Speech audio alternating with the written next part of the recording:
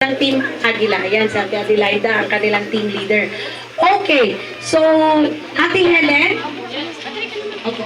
So, pakinggan po muna natin ang mensahe ng ating incoming Mayor, Mayor Helen Benito. Magandang hapon po sa ating lahat. Maraming salamat no, na kahit masikip tayo pero nandito tayo dahil alam natin na excited tayo or na-miss natin no, na makasama ang ating mahal na gobernador, lalo na ang kanyang makasamahan, ang ating vice governor, ang ating mga board members. So, kilalanin natin sila, no? Hindi pwede na ginatan ka election, malapit na ang election, tapos mamaya mga pa tayo na hindi natin kilala yung ating mga leaders, no, na nandito. Nandito sila para bigyang daan o bigyan tayo ng serbisyo, yung serbisyong may malasakit. Hindi lamang doon sa ayuda, mayroon pa tayong medical mission no, na binigay sa atin. So 4 days yan, sunod-sunod, may mga schedule tayo. Bukas Pandan, Kuya, then Luoy. No, lahat-lahat puntahan yan ng ating mahal na gobernador.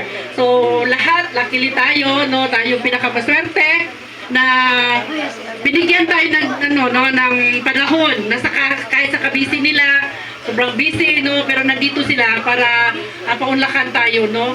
So sana hindi natin kalimutan, no, na tanim natin sa ating puso, sa ating isip at puso na ang serbisyong totoo ng ating mahal na gobernador ay nandito na ngayon sa atin. Hindi lamang na tayo pupunta pa doon sa probinsya, kundi nandito na ngayon mismo sa area natin.